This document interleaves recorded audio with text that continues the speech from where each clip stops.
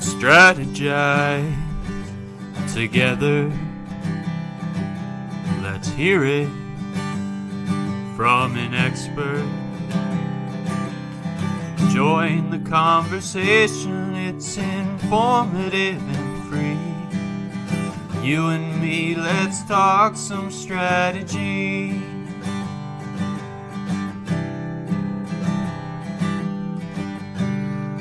Now here's your host, Dorien Morin-van.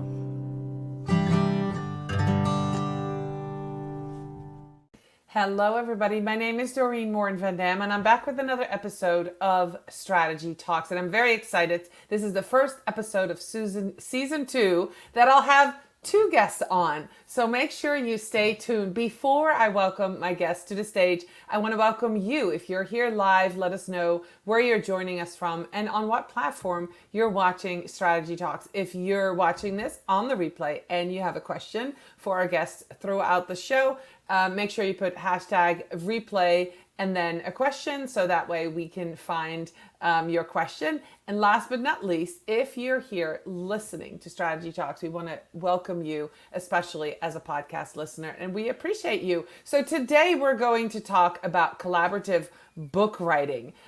Before I introduce you to my 2 special guests, I want to do a quick shout out to our sponsor. They are Social Insider, the intuitive dashboard for social media analytics, reporting, and competitors analysis for brands and agencies. So if you need data, you need Social Insider. So I'm excited to welcome to the stage Frank and Fiona. How are you today? Awesome. Thank you. Brilliant. Great to be here. Yeah, so I'm just starting my day. It's 8 a.m. on the East Coast of the U.S. Frank, you're about 1 p.m. And then Fi, how late is it where you are in Australia?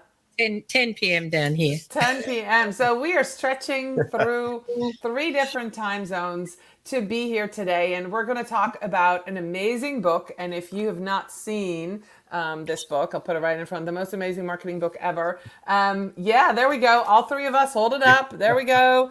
We're going to talk about that book and how it came to be and how you could implement some of these strategies that this group implemented to potentially write a book if that's something that you've been wanting to do forever. So before we get talking, let me just tell you who our guests are today. Fiona is a dynamic and highly ethical social media and online community strategist, consultant, speaker, and author at I Respect Online. She's a contributing author to that newly released Most Amazing Marketing Book Ever with Mark Schaefer and Friends, where she wrote the chapter on building community. And she's the author of Future Proof Your Kids. Frank Prendergast is one half of the husband and wife team, Frank and Marcy. They're award-winning digital marketers who help businesses rise above the blah through brand strategy, content marketing, and conversion copywriting. Frank, you wrote a chapter on marketing research in this book. So I am just excited to be here. We've been trying to get you on the Strategy Talks show for months, and here we are. So I'm very excited. So let's welcome you, Frank. Just top of your head, what have you learned from writing a collaborative book? Let's dive in. What is one lesson or one thing that has been a huge takeaway for you?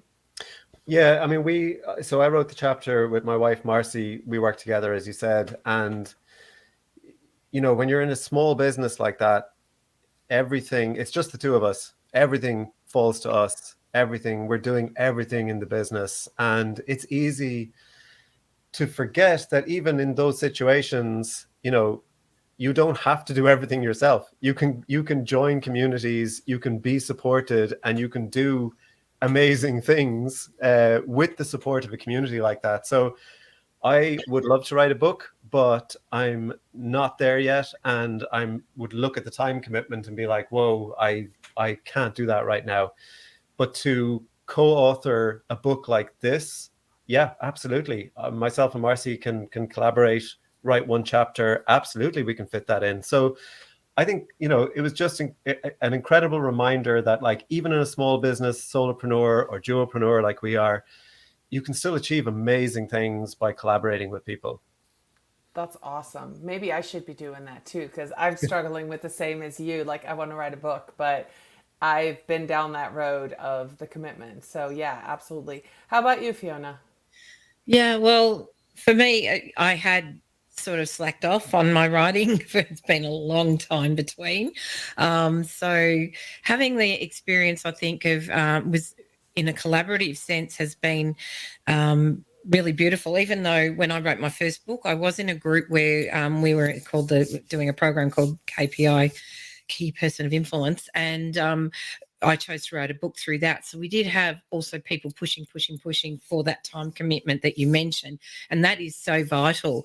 But I think what I really loved about this was that it just, here's me writing about community in the middle of the most amazing community experience you could ever imagine. So, you know, I think it highlighted for me how important it is to have the right people and the right mindset, and the fact that everybody who did put up their hands to put up the book, nobody had egos in the way. So I think one thing I really learned is that, you know, collaboration works so much better when the egos are out of the room and everyone has that common goal that they're sharing. Yeah. Oh, that is so good. I was like listening to you going, oh, that's awesome. Yeah. The collaborative piece, I get. I'm a runner. And so if I don't have somebody waiting for me at 5:30 a.m., it's hard pressed for me to go out by myself in the dark and go for a run, right? But if I know somebody's there and they're waiting for me, I am not going to disappoint them. And I love that about the collaborative book writing. It probably is easier with deadlines, I imagine.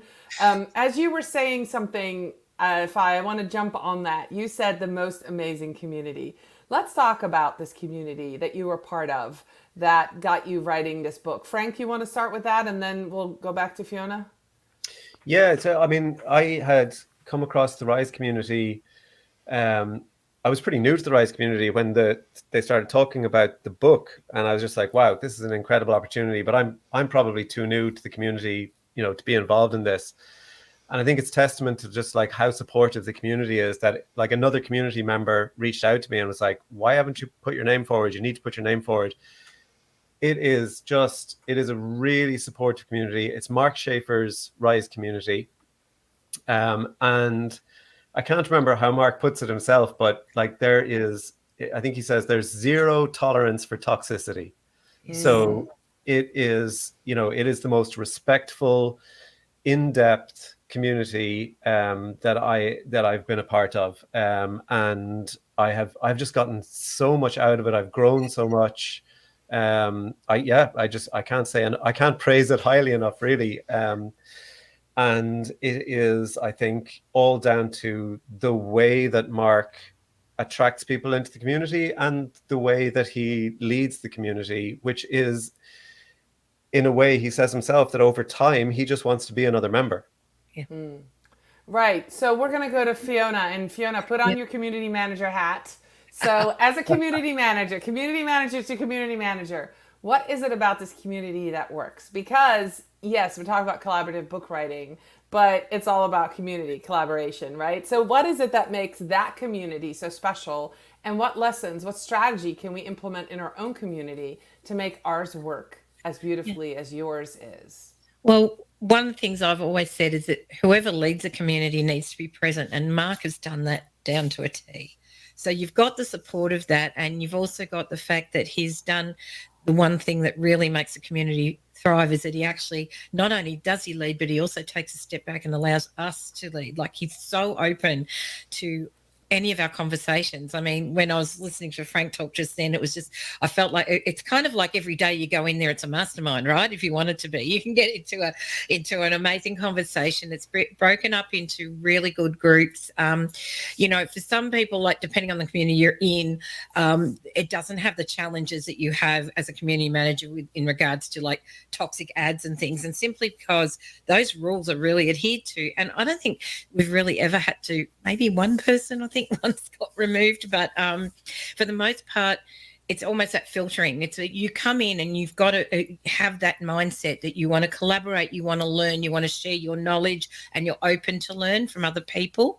And I think so, and that's really hard as community managers. We can be given a whole hot pot of stuff that we have to work for. But I think it does highlight the importance of being able to really set that culture and then work towards that. And if you've lost a bit of that, that you do need to maybe do some culling and reinforcing of rules in order to, and guidelines, I hate using the word rules, but once you've got the right people together, that supportiveness takes over and your job just becomes so much easier because you just don't really have to deal with that. But because it's not a community where people are like pushing their own wares, it really is a knowledge sharing community. So, it doesn't have a lot of that, like I said, the ego-y thing where people go, hey, buy my stuff, or I'm better at this than you. It's very much like we all know we can learn from each other in some way. And I think also we do have sections where, if someone knows there's a job coming up, they might put that up there and that sort of thing. There's an open chat section for, if you're just having a bad day, you just go in there and go, I need some support, please, kind of thing. And I think having that has made it more of the feeling, that real true feeling of like you get in a warm, happy family community. The community feel is very tight and very inclusive. I think inclusivity is one of the biggest things too. I don't know if that's really giving great tips along the way. No, this is wonderful. So at the end of the conversation today, we're going to tell you how you can go check out the community, or where you go to, I guess, apply. So we'll do that in just a little bit, but I want to dive into that book writing piece, right? So now you're in the community. Frank, you were new. Fi, you had been in it right from the start, where Mark, started this community at Social Media Marketing World. And then, you start talking about a book. Mark has written, I think, 10 books, right? Correct? Yeah. So I've talked to Mark about book writing, and, he's given me some tips on how to get started. And so his knowledge on, not just his knowledge on how to write a book, but also how to then publish it and market it, I'm sure really helped the process. But what are some first steps that you took as a group? You had a sign-up sheet, and then everybody said, yes, I want to be part of it. Then how did you move forward? Because say I want to write a book with 3 friends. This is going to be a great blueprint for somebody to follow. And you don't have to share all of your secrets. But Fiona, you've got everybody signed up. You've got 36 people want to contribute. Then what? Everybody just goes into their little corner, or do you have a template? No. Do you have what do you do next? It was really beautifully organized, but it was organic, because the idea came up where somebody, I think it was Dan Nestle, one of the writers, who just sort of said, we were talking, we're having a great, and he said, there's so much knowledge here, we should write a book. And Mark kind of went, hey, I'm open to that. And that's where it came from. And one of the things we also had was, Mark is so well respected, such an amazing soul as well, brilliant mind, futurist, has written books on community. That was intimidating. But one thing was that all of us, we had to do our best because we were representing his name. We are backing him. So there was that part of us that every single one of us wanted to step up to the plate because of the huge respect we have for Mark. And so that was, I think, really a good part of it. And I know I'll pass over to Frank because he joined in, as you said, a bit later, so that you kind of know what your experience was. But I know at the start of it, there was very much Mark had Cami that he's worked with before. She's also one of the authors, and he kind of asked her, would you like to sort of manage this part of it? So she, with her team, got up some spreadsheets, and we started working out, Mark has been transparent as well through the whole process, including from, money that we invested in order to get it going, and then how money comes back and all those sort of things. Been very, very well run in regards to that. And I'm just only talking right about that first sign up part of it. And so basically they listed some ideas and topics, and you put your name down if you felt like you could answer, that topic. But I don't want to take the whole conversation. So all right, Frank, over to you. Yeah, so I think more of within the community, when a project springs up, Mark will often look for the people who are kind of like most engaged on that topic, and then suggest that maybe they become like project leaders for that project. So in this instance, we had, I'm not going to remember exactly who now, but there was Dan Nessel, there was Joanne Taylor. Who have I forgotten, Fiona? There was another editor as well. Oh, another editor. Oh, Yeah. we're looking in front of the book. So apologies for forgetting who, but I've just so got a blank so on they that. were the team, they were the project leading team. Mark wrote his chapter as quickly as possible in order, or as early as possible in the project, in order to give the rest of us a template to work from, an idea of what was expected. Okay. So, and then I think the editors worked on a style guide together as well, so that even though the chapters were going to different people on the team, they were all working from a style guide to keep them all on the same page in terms of what the overall style of the chapters should be. So it was extremely well organized from that perspective. The entire project was laid out very, very early on with deadlines and dates that we had to hit and what was going to happen when. And then that continued on as well, not just from the writing, but through into the marketing of the book as well, where Cami did the same kind of thing for the entire marketing process. What were the deadlines we'd have to hit? What would have to be done when? So yeah, really, really quite tightly organized, but with the burden shared across a team of people, so that not, everything didn't fall to Mark, or everything didn't fall to like one team leader, or, Yeah, like the cover design, for example. Yes. So Take credit.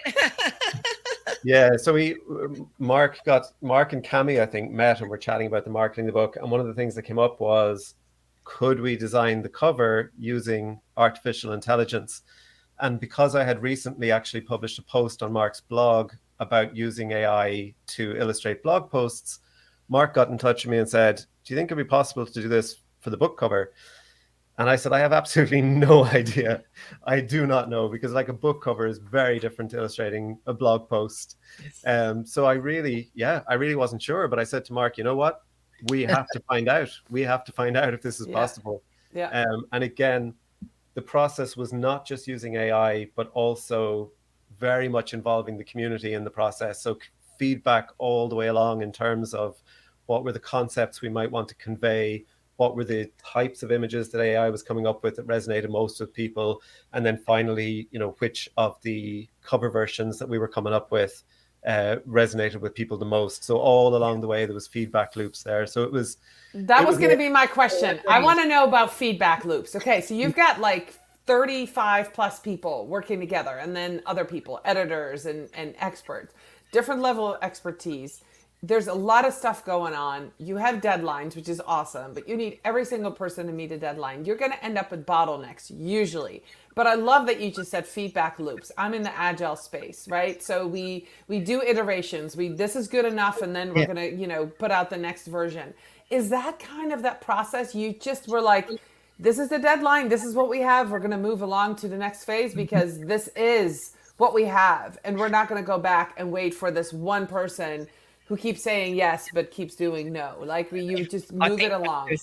One person did actually get cut for that. Somebody else stepped up for a chapter there, because if they weren't part of it and weren't adhering, then, it would upset the entire apple cart. So, I think, Mark had to at one point say, hey, are you going to deliver? And when they went, I don't think I can, it was like, okay, we got someone else in, and that was amazing. So, but yeah, I think that, that whole process was that we already knew that we had to get our draft in by such and such, and we knew it would come back to us from the editor, and we just had to wait, because they had a huge job, the three of them, to go through everything. But it depends. Like, some people are more skilled writers than others, so you got a harder job with some, and not as much with others, I suppose. But I wanted to state, just running back to that AI, because all the content in the book is human, right? AI was just starting, and it was mostly on the illustrative side, the artistic side, where it was just going bang at the time, which it just shows you how fast that went. Because now it's all about the words, right? Now we're in, fall of 2023.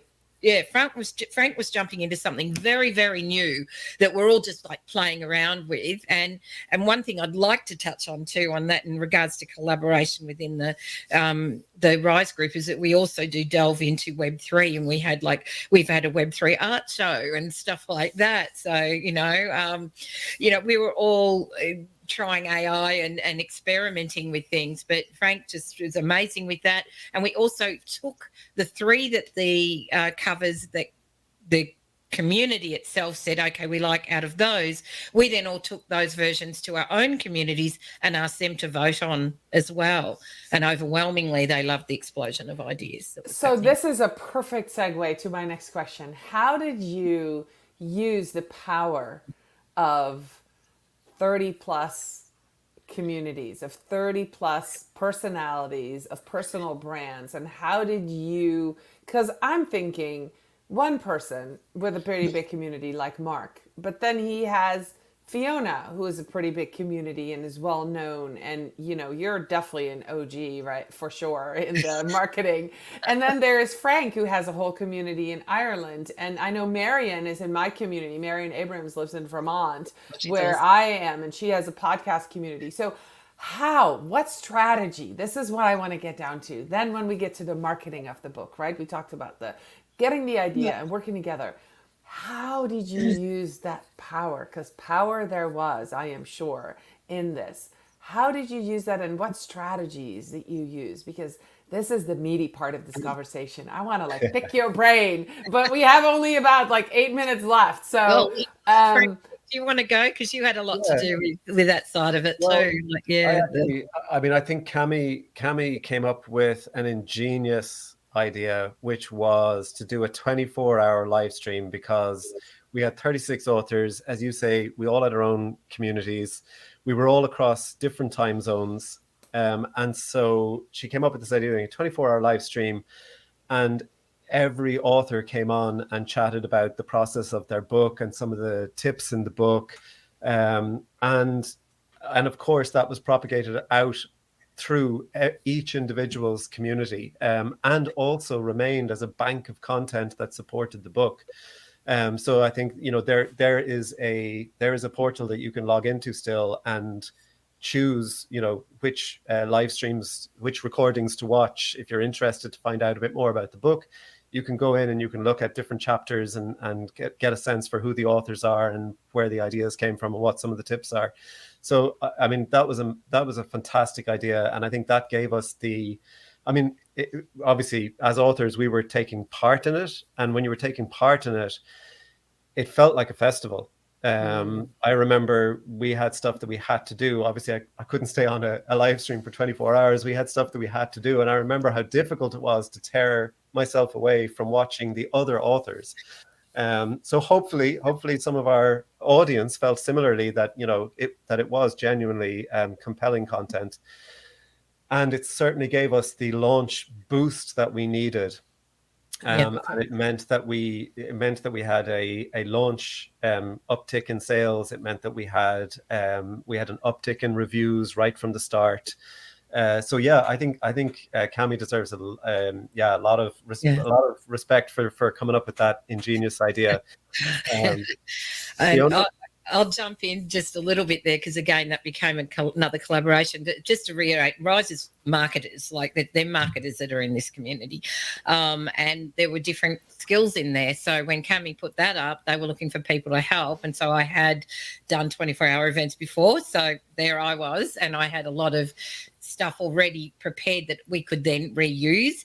And we had Ian Anderson Gray, and of course he's got heaps of event experience in regards to the back end. So between the three of us, we were able to really nail that down. And on top of those resources that Frank was mentioning, all of us were given, Cami's team gave us we had images of the book cover, and we had lots and lots of social media things that we could grab to create content. There was the squirrel. Was that Marion that did the squirrel, I think? So. Yes, she did. Yes, yeah. I've been following this book for, I was part of the not part of the live show, but I watched part of the live show with the different people, and definitely remember the 24-hour live. And yeah, she did an ingenious series of the squirrel with the book, and it just Yes.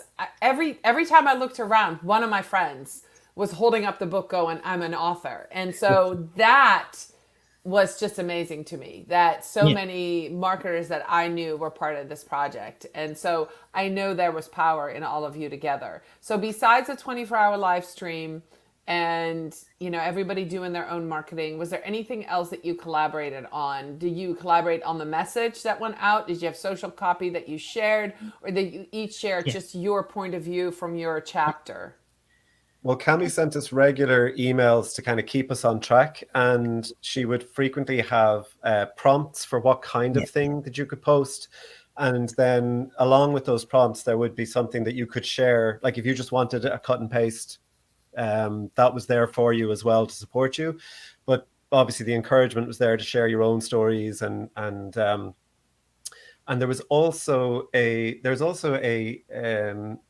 there's another resource. So we have like there's a huge amount of material associated with this book. There's another resource where you can literally just click in and click through the different authors and topics and questions that were asked of the authors.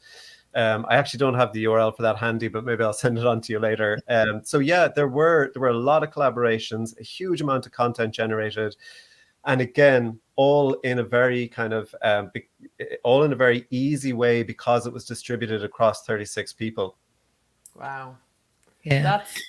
Go ahead, Fiona. I was just going to say, and it didn't matter whether you had, 2,000, 10,000 or 20 followers, because some of the people had massive expertise, but perhaps had been more in an academic setting. So they weren't out looking for, big numbers of people to follow them and things like that on other channels.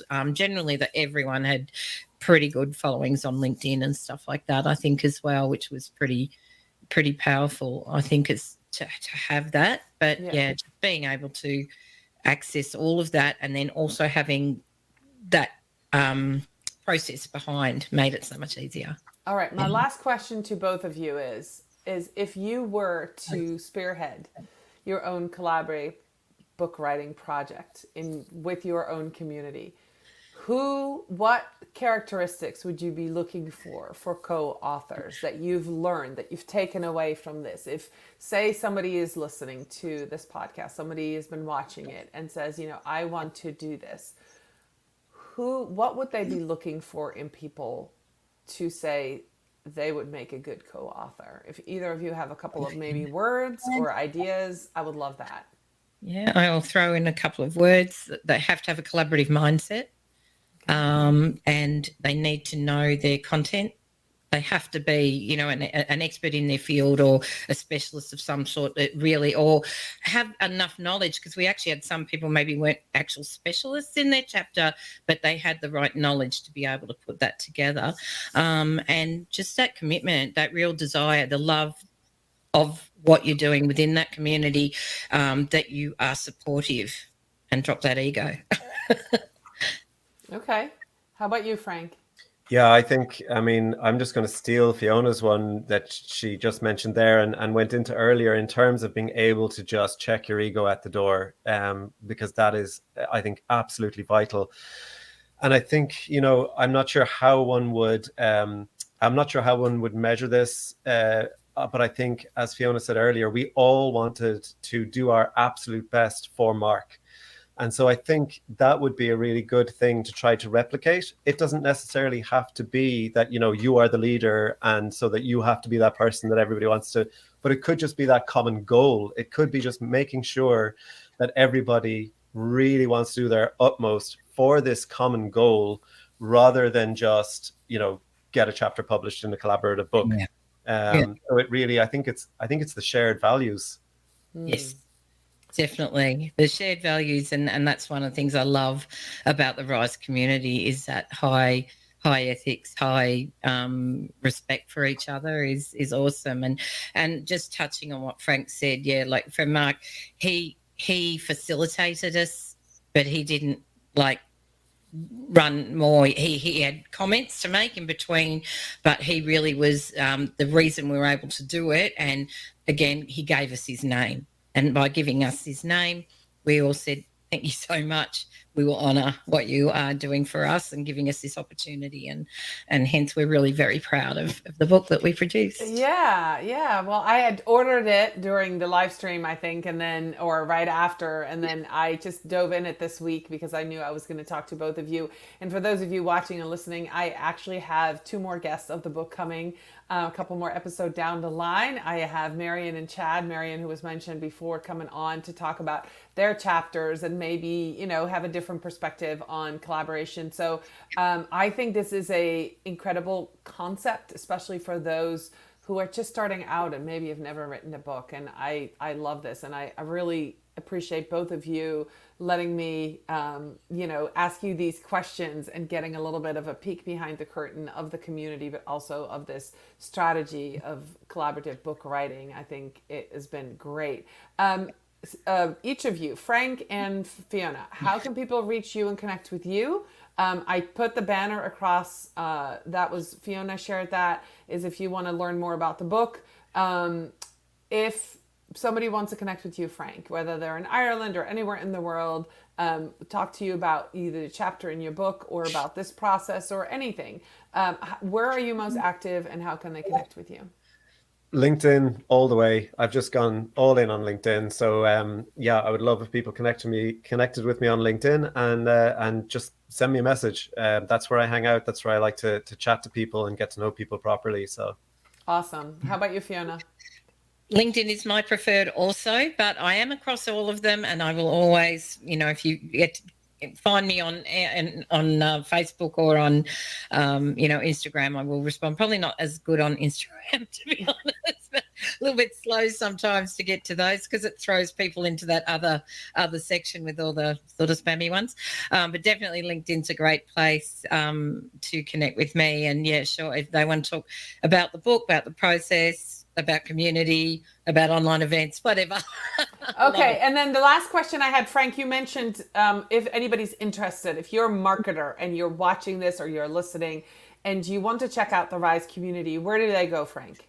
Yeah, so go to Mark Schaefer's website. So you want to go to businessesgrow.com/rise, and that'll bring you to the page for the Rise community, and you can just reach out to Mark and let him know that you're interested, and we'll hopefully see some people in there in the Rise community.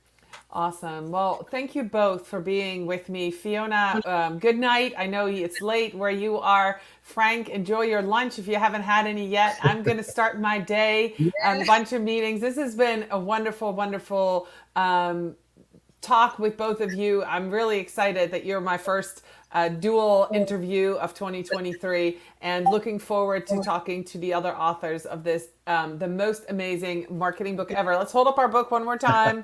Yay. Thank you so much for being here with me today. And I will be back next week with another episode of Strategy Talks. Bye, everybody. Thanks so much for having us. Bye.